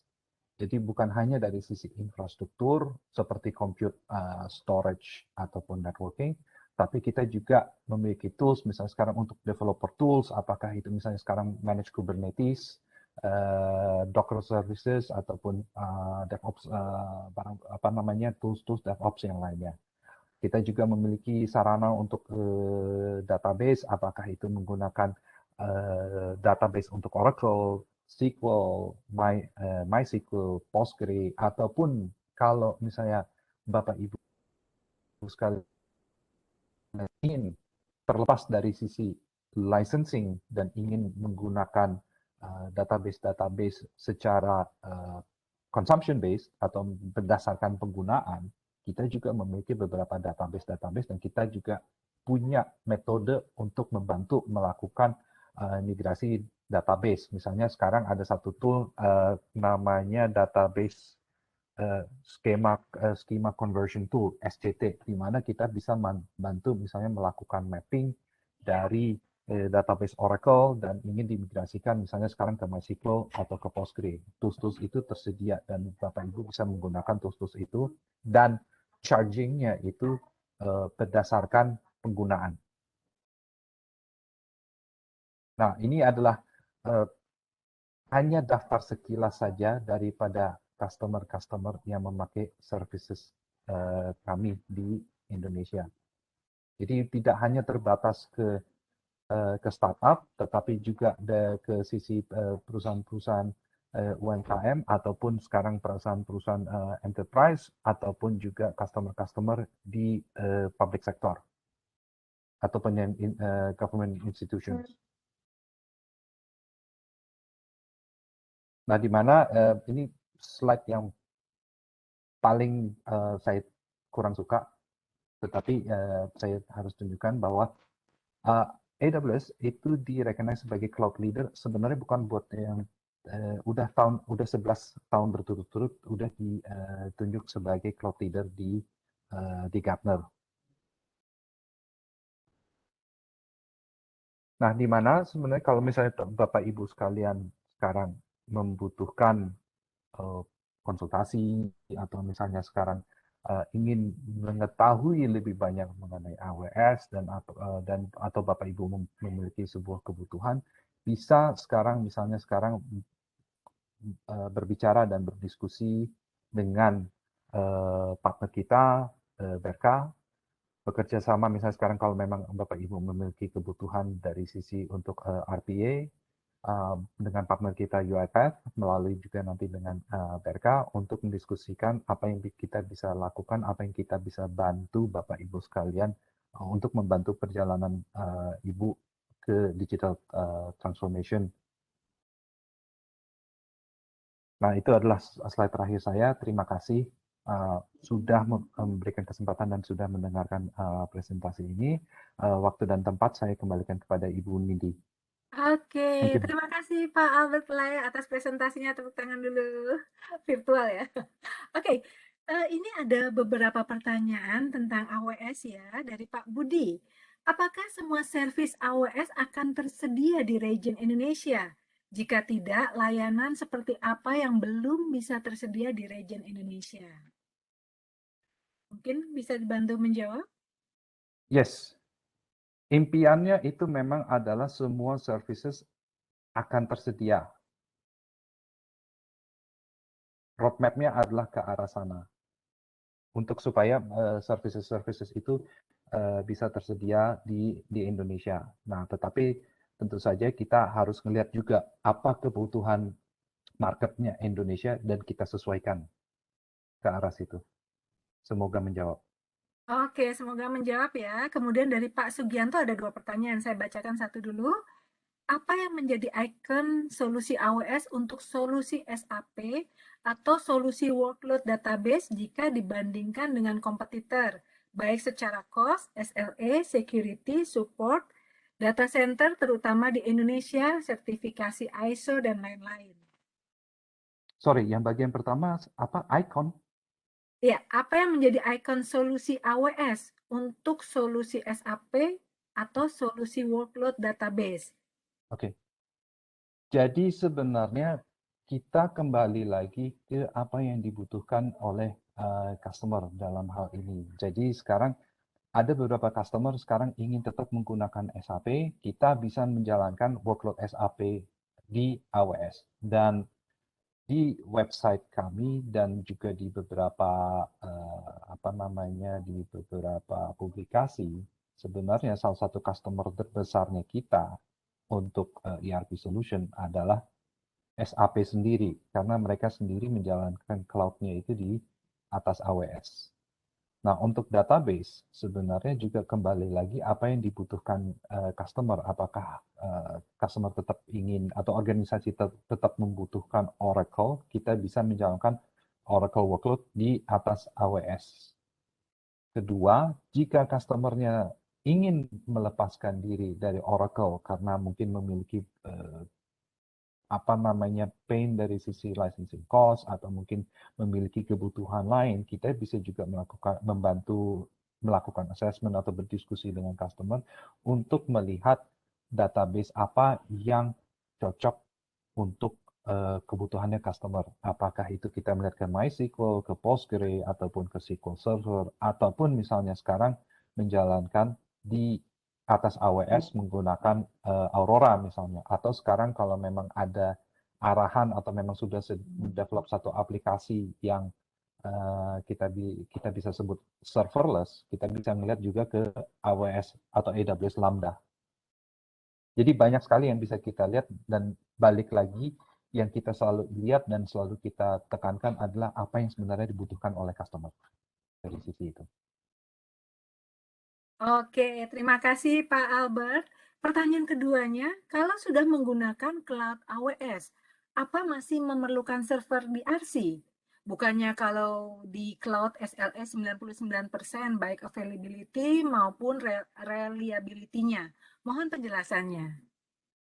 Jadi seperti yang tadi saya presentasi di awal, jadi di AWS sendiri itu kita sudah mendesain sedemikian rupa sehingga kita dari sisi high availability itu sudah siap, dan jika customer juga ingin melakukan DRC, kita bisa either melakukan dalam arti replikasi di dalam availability zone itu sendiri, atau customer bisa memilih satu fitur yang kita sebut sebagai multi-AZ. Jadi dalam hal ini DRC-nya bukan berada di Indonesia, tetapi DRC-nya itu berada di Singapura, dan banyak customer kita yang sudah mengeksplor untuk melakukan itu. Karena di kita juga ada satu fasilitas namanya Cloud Endure yang bisa dipakai untuk melakukan replikasi. Jadi dari sisi DRC bisa langsung sekarang taruh di cloud, dan banyak juga organisasi yang justru perjalanan cloud-nya pertama kali itu yang mereka lakukan adalah DRC-nya di AWS. Iya. Semoga menjawab. Semoga menjawab ya Pak. Kemudian dari Pak Denny, bagaimana bentuk dukungan AWS terhadap customer yang belum mengerti cara menggunakan fitur-fitur di AWS? Apakah ada trainingnya atau semacamnya gitu kali Pak? Yes, jadi dari sisi that is a good, itu sebuah pertanyaan yang bagus. Jadi banyak sekali yang kita bisa lakukan dan berikan kepada customer dari sisi jika belum pernah menggunakan AWS. Jadi tentu saja kita memiliki training secara online yang bisa diakses secara free. Kedua, sebelum itu yang pertama tadi, training-training tersebut itu kita siapkan dan kita sediakan satu dalam, of course, udah pasti dalam bahasa Inggris, tetapi yang kita juga lakukan sekarang ini adalah training-training tersebut kita siapkan dalam bahasa Indonesia. Kedua dari sisi selain daripada training online, kita juga biasa melakukan yang namanya Immersion Day.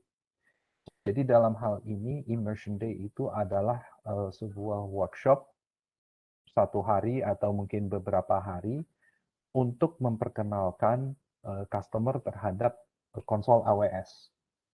Jadi benar-benar bisa dipandu oleh AWS atau bisa dipandu oleh partner-partner seperti dalam hal ini dari timnya BRK untuk benar-benar explore bagaimana caranya menggunakan AWS Console.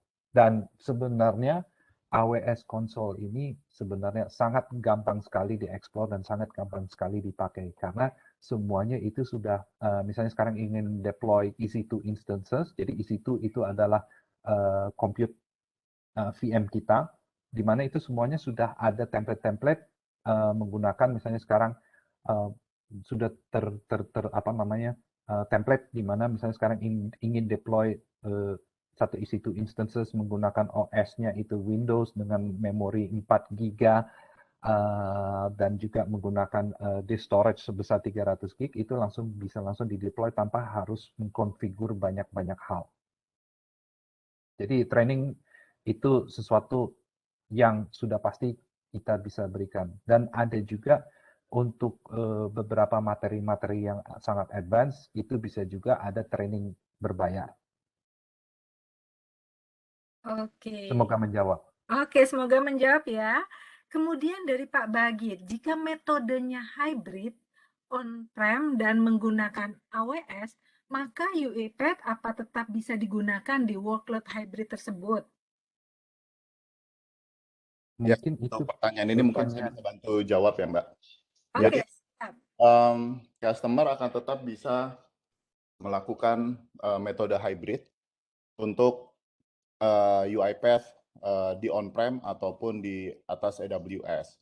Termasuk juga orchestrator-nya, bahkan nanti kita bisa bangun replication ketika misalkan orchestrator-nya ada di on-prem, kemudian kita mau replicate ke atas AWS juga sangat memungkinkan. Gitu. Jadi seperti itu. Karena AWS sendiri punya dari sisi networking yang mereka sebut dengan VPC gitu ya, itu sangat memungkinkan untuk bisa terkoneksi antara on-prem-nya customer dengan AWS, sehingga masih bisa menjadi satu bentuk network yang sama gitu, ekosistem network yang sama, sehingga sangat memungkinkan sekali untuk kita bangun hybrid. Itu Mbak Nindi. Oke, terima kasih Niko atas jawabannya. Semoga menjawab ya Pak. Kemudian, apakah customer AWS bisa minta agar data-data yang tersimpan di cloud AWS tidak tersimpan di luar negeri? Karena di instansi kami ada beberapa data yang tidak boleh tersimpan di luar negeri. Thank you atas pertanyaannya, pertanyaan yang sangat bagus sekali, makanya saya senyum lebar tadi.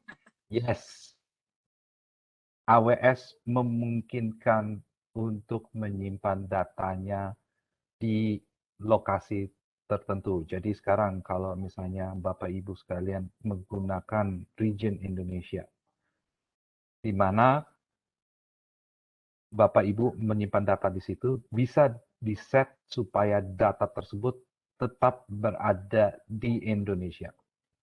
Jadi ada beberapa cloud provider yang menggunakan teknologi yang disebut data sharding. Jadi sebagian data di sini, sebagian data di sana, pokoknya datanya disebar di mana-mana dan tidak memungkinkan untuk dilokalisir datanya. Di AWS kita memungkinkan customer untuk menyimpan datanya seutuh-utuhnya di lokal di Indonesia. Itu ada fitur-fiturnya dan itu bisa langsung di-set. Terutama misalnya sekarang menggunakan S3 itu bisa dilakukan di situ. Jadi itu salah satu fitur yang tadi saya sebut sebagai fine grain access control. Jadi benar-benar sampai detail. Semoga menjawab. Oke, terima kasih Pak Albert Lay atas jawabannya dan itu pertanyaan terakhir yang saya bacakan. Masih banyak pertanyaan lain tapi sudah dijawab semua ini oleh panelis. Oke, kita lanjutkan ke sesi berikutnya ya. Sebelum tiba di pengumuman base Q&A, mohon kesediaan Bapak dan Ibu untuk mengisi feedback form.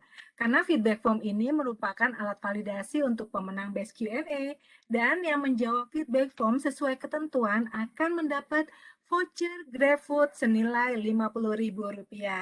Masukan Bapak Ibu sangat berharga bagi kami agar acara kami lebih baik lagi ke depannya.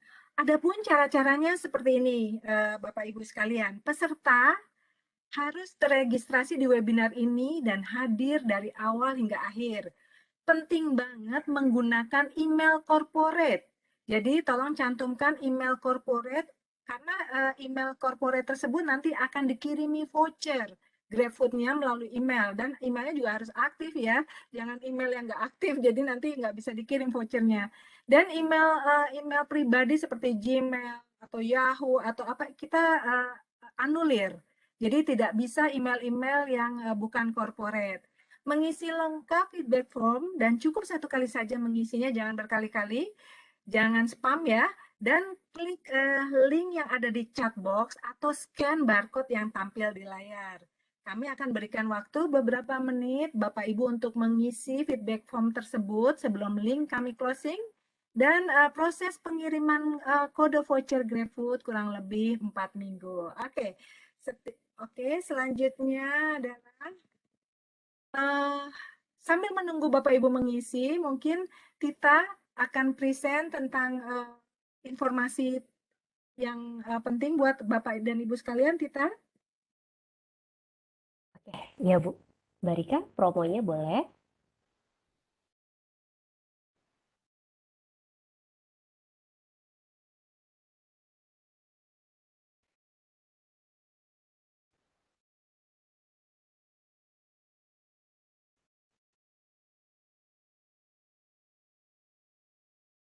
Iya, sudah jelas, terlihat. Oke. Untuk slide promonya dari aku aja atau dari Mbak Rika? Ya, Gimana Mbak Rika? Rika mungkin bisa ditampilkan atau dari Kita saja. Oke, baik, dari Oke, Tita aja ya. baik. Sebentar ya.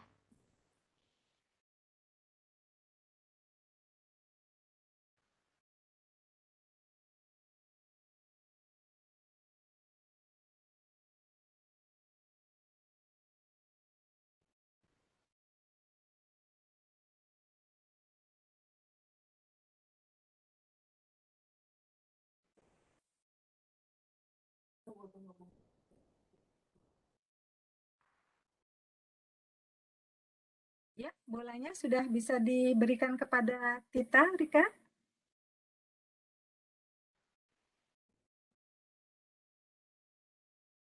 Udah, silakan Tita. Baik, terima kasih. Oke.